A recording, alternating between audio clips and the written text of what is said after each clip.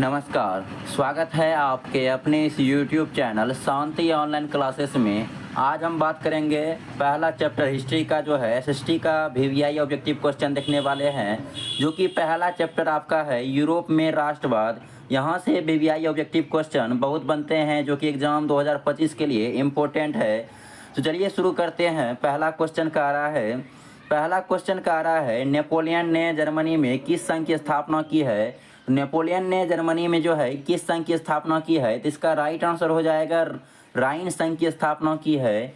जी हाँ, याद रखना है, नेपोलियन ने जर्मनी में किस संघ की स्थापना की है, तो राइन संघ की स्थापना की है। ऑप्शन सी हो जाएगा। अगला प्रश्न का रहा है लाल कुर्ती का गठन किसने किया था। तो लाल कुर्ती का गठन जो है गैरीबाल्डी ने किया था। जी हाँ, इसका ऑप्शन डी राइट हो जाएगा। लाल कुर्ती का गठन गैरीबाल्डी ने किया था। नेक्स्ट क्वेश्चन है, तीसरा क्वेश्चन का रहा है किस युद्ध के बाद जर्मनी का गिरन पूरा हुआ था। तो किस युद्ध के बाद जो है जर्मनी का गिरन पूरा हुआ था, तो इसका राइट आंसर हो जाएगा सेडान का युद्ध के बाद जो है जर्मनी का गिरन पूरा हुआ था। अगला प्रश्न का रहा है यूरोपीय सभ्यता का पालन किस देश को कहा जाता है। यूरोपीय सभ्यता का पालन किस देश को कहा जाता है। जी हाँ, इसका राइट आंसर हो जाएगा यूनान को कहा जाता है। ऑप्शन डी राइट हो जाएगा। अगला प्रश्न है इटली के एकीकरण में मसीहा किसे कहा गया है। इटली के एकीकरण में मसीहा किसे कहा गया है। जी हाँ, इसका राइट आंसर हो जाएगा मेजनी को कहा गया है। ऑप्शन बी राइट हो जाएगा। अगला प्रश्न का रहा है यूरोपीय राष्ट्रवाद से प्रभावित होकर किस भारतीय शासक जिनको बिन कल्लब वन की स्थापना की है। तो इसका राइट आंसर हो जाएगा यूरोपीय राष्ट्रवाद से जो है प्रभावित होकर किस भारतीय शासक जैनो की बिन जो है कल्लब वन की स्थापना की है। तो इसका राइट आंसर हो जाएगा टीपू सुल्तान ने स्थापना की है। जी हाँ, याद रखना है, टीपू सुल्तान ने स्थापना की है। अगला प्रश्न है फ्रांस की क्रांति का प्रमुख कारण क्या था। तो फ्रांस की क्रांति का प्रमुख कारण क्या था। जी हाँ, इसका राइट आंसर हो जाएगा निरंकुश का शासन था। जी हाँ, फ्रांस का प्रमुख कारण निरंकुश का शासन था। अगला प्रश्न है मेजनी का संबंध किस संगठन से था। मेजनी का संबंध जो है किस संगठन से था, तो इसका राइट आंसर हो जाएगा कार्बोनरी से था। जी हाँ, याद रखना है, मेजनी का संगठन जो है कार्बोनरी से था। ऑप्शन बी राइट हो जाएगा। अगला प्रश्न का रहा है फ्रांस में किस शासन वंश की स्थापना वियना कांग्रेस के द्वारा की गई थी। तो फ्रांस में जो है किस शासन वंश की स्थापना वियना कांग्रेस के द्वारा की गई थी। जी हाँ, इसका राइट आंसर हो जाएगा बुर्बो वंश की स्थापना वियना कांग्रेस के द्वारा की गई थी। अगला प्रश्न का रहा है किसने जो है अपनी समस्या कूटनीति के बल पर इटली की समस्या को संपूर्ण यूरोपीय सभ्यता बना दी है। तो इसका राइट आंसर हो जाएगा काउंट काबूर कूटनीति के बल पर इटली के समस्या को यूरोप का समस्या बना दिया गया है। ऑप्शन इसका ए राइट हो जाएगा। अगला प्रश्न है विलियम प्रथम कहाँ का शासक था। जी हाँ, इसका राइट आंसर हो जाएगा पर्सा का शासक विलियम प्रथम था। जी हाँ, याद रखना है। अगला प्रश्न है जालबे राइन संघ की स्थापना किस राज्य ने की थी। जालबे राइन की स्थापना किस राज्य ने की थी। जी हाँ, इसका राइट आंसर हो जाएगा पर्सा राज्य ने की थी। ऑप्शन इसका ए राइट हो जाएगा। अगला प्रश्न है हंगरी की भाषा क्या थी। तो हंगरी की भाषा क्या थी, इसका राइट आंसर हो जाएगा मैग्यार थी। हंगरी की भाषा क्या थी, तो मैग्यार थी। जी हाँ, याद रखना है, ऑप्शन बी हो जाएगा। अगला प्रश्न का रहा है यंग इटली के संस्थापक कौन था। तो यंग इटली का संस्थापक कौन था। तो जी हाँ, इसका राइट आंसर हो जाएगा मेजनी था। जी हाँ, याद रखना है, यंग इटली पूछा जाएगा या यंग यूरोप पूछे या यंग इटली पूछे, तो याद रखना है कौन था, तो मेजनी था। जी हाँ, याद रखना है। अगला प्रश्न पूछा जाएगा। अगला प्रश्न का रहा है बिस्मार्क क्या था। तो जी हाँ, इसका राइट आंसर हो जाएगा कूटनीतिज्ञ था। बिस्मार्क क्या था, कूटनीतिज्ञ था। अगला प्रश्न है चार्टिस्ट आंदोलन कहाँ हुआ था। चार्टिस्ट आंदोलन जो है कहाँ हुआ था। तो इसका राइट आंसर हो जाएगा चार्टिस्ट आंदोलन इंग्लैंड में हुआ था। जी हाँ, आपने सही सुना, चार्टिस्ट आंदोलन कहाँ हुआ था? तो इंग्लैंड में हुआ था, याद रखना है। अगला प्रश्न का रहा है, फटाफट एक बार शेयर कर दीजिएगा अपने अपने दोस्तों में, और जो नए जुड़े हैं आप लोग सब्सक्राइब कर लीजिएगा ताकि अगली वीडियो का भी नोटिफिकेशन सबसे पहले आप सभी को मिले। अगला प्रश्न का रहा है, सन 1870 ईस्वी में फ्रांस और पर्सा के बीच युद्ध कहाँ हुआ था? तो जी हाँ, इसका राइट आंसर हो जाएगा फ्रांस और पर्सा के बीच युद्ध जो हुआ था सेडान में हुआ था, याद रखना है। ऑप्शन इसका ए राइट हो जाएगा। अगला प्रश्न का रहा है, नेपोलियन संहिता किस वर्ष लागू की गई थी? तो नेपोलियन संहिता जो है किस वर्ष लागू की गई थी? जी हाँ, इसका राइट आंसर हो जाएगा 1804 ईस्वी में नेपोलियन संहिता लागू की गई थी। ऑप्शन डी हो जाएगा। अगला प्रश्न का रहा है, अगला प्रश्न है, वियना सम्मेलन कांग्रेस के अध्यक्ष कौन था? तो वियना सम्मेलन कांग्रेस के अध्यक्ष जो है कौन था? जी हाँ, इसका राइट आंसर हो जाएगा मेटरनिक था। जी हाँ, याद रखना है, वियना सम्मेलन कांग्रेस के अध्यक्ष कौन था? तो मेटरनिक था। ऑप्शन इसका डी राइट हो जाएगा। अगला प्रश्न का रहा है, मेटरनिक कौन था? मेटरनिक कौन था? तो जी हाँ, इसका राइट आंसर हो जाएगा ऑस्ट्रेलिया का चांसलर मेटरनिक था। जी हाँ, कोई पूछेगा मेटरनिक कौन था? तो जी हाँ, याद रखना है, ऑस्ट्रेलिया का चांसलर मेटरनिक था। ऑप्शन ए राइट हो जाएगा। अगला प्रश्न का रहा है, यूरोप का मरीज किसे कहा जाता है? वेरी वेरी इंपॉर्टेंट प्रश्न है। यूरोप का मरीज जो है किसे कहा जाता है? तो तुर्की को कहा जाता है। ऑप्शन ए हो जाएगा। अगला प्रश्न का रहा है, यंग यूरोप के संस्थापक कौन थे? यंग यूरोप पूछे या यंग में इटली पूछे, अभी तुरंत बताए थे। यंग यूरोप पूछे या यंग इटली पूछे तो तुरंत बताए थे अभी तुरंत। इसका राइट आंसर हो जाएगा मेजनी थे। जी हाँ, याद रखना है, ऑप्शन ए हो जाएगा। अगला प्रश्न का रहा है, सेडान का युद्ध किनके बीच हुआ था? तो सेडान का युद्ध जो है किनके बीच हुआ था? तो याद रखना है, सेडान का युद्ध जो है फ्रांस और पर्सा के बीच हुआ था, पर्सा और फ्रांस के बीच। जी हाँ, याद रखना है, ऑप्शन सी हो जाएगा। अगला प्रश्न का रहा है, अगला प्रश्न है, किसने कहा था जब फ्रांस छिकता था तो बाकी यूरोप में सर्दी जुकाम हो जाता है?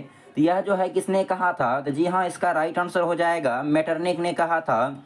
मेटरनिक ने कहा था जब फ्रांस छिकता है तो यूरोप में बाकी जो है सर्दी जुकाम हो जाता है, मेटरनिक ने कहा था। ऑप्शन इसका सी राइट हो जाएगा।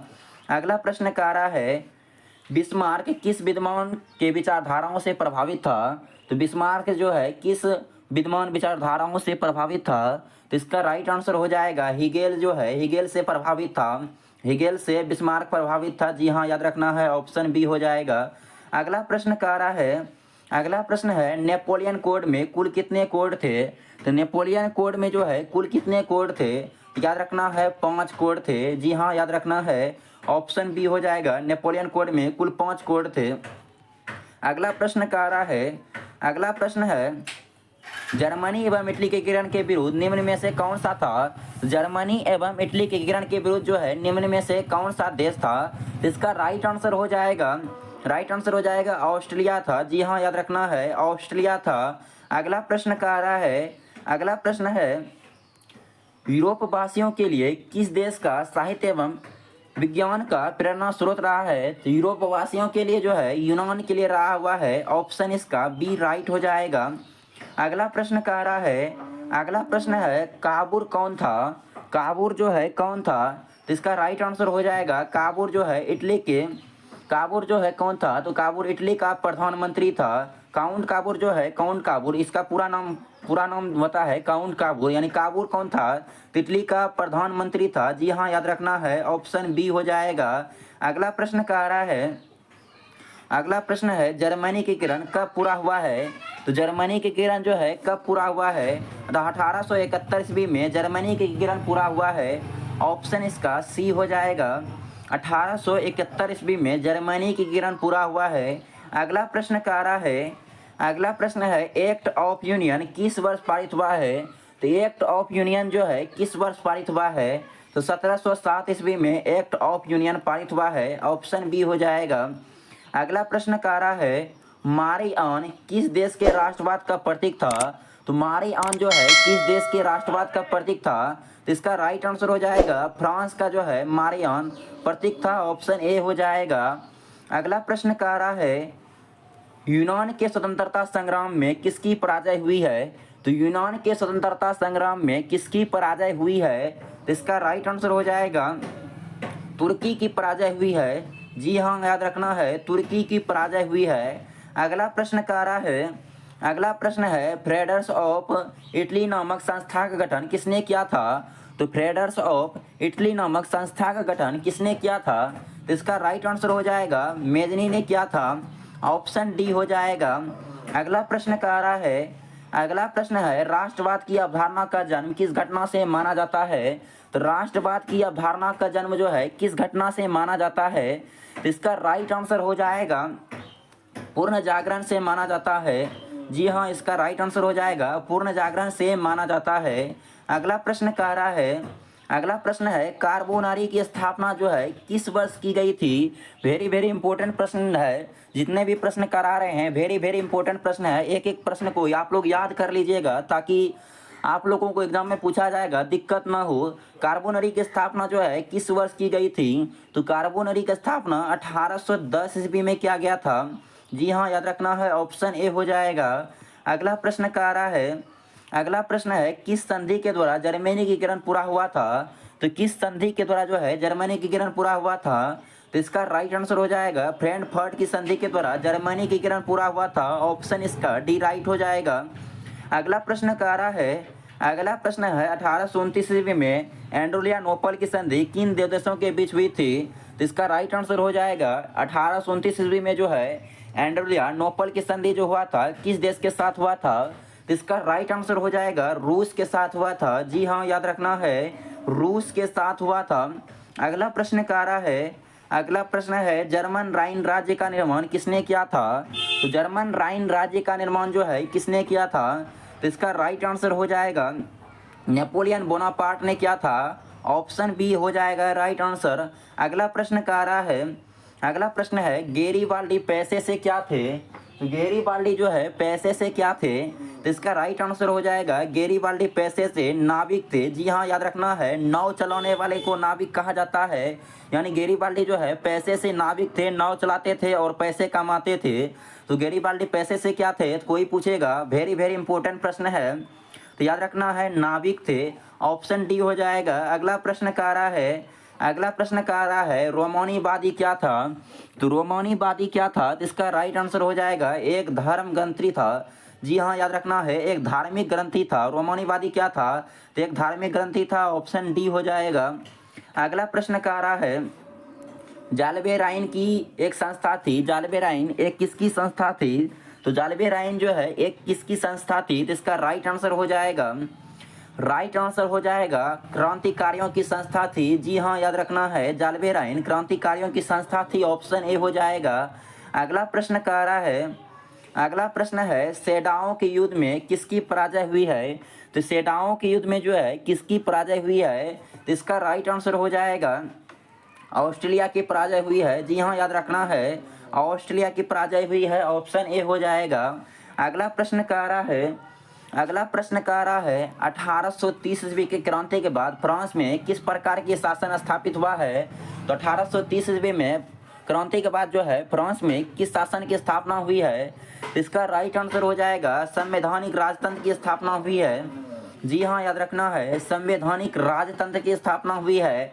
अगला प्रश्न कह रहा है, अगला प्रश्न है इटली एवं जर्मनी वर्तमान में किस महादेश के अंतर्गत आते हैं? इटली एवं जर्मनी जो है वर्तमान में किस महादेश के अंतर्गत आते हैं? इसका राइट आंसर हो जाएगा यूरोप महादेश के अंतर्गत आते हैं, यूरोप महादेश के अंतर्गत आते थे। ऑप्शन इसका सी राइट हो जाएगा। ऑप्शन जो है इसका सी राइट हो जाएगा। इतना तक आप सब जुड़ने के लिए आप सबों को बहुत बहुत धन्यवाद। Thank you.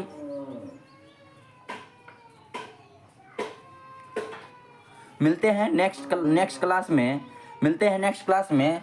और जो भी नए जुड़े हैं आप लोग, नए स्टूडेंट जो भी हैं आप लोग सब्सक्राइब कर लीजिएगा, सब्सक्राइब कर लीजिएगा ताकि अगली वीडियो का नोटिफिकेशन जो है सबसे पहले आप सभी को मिले।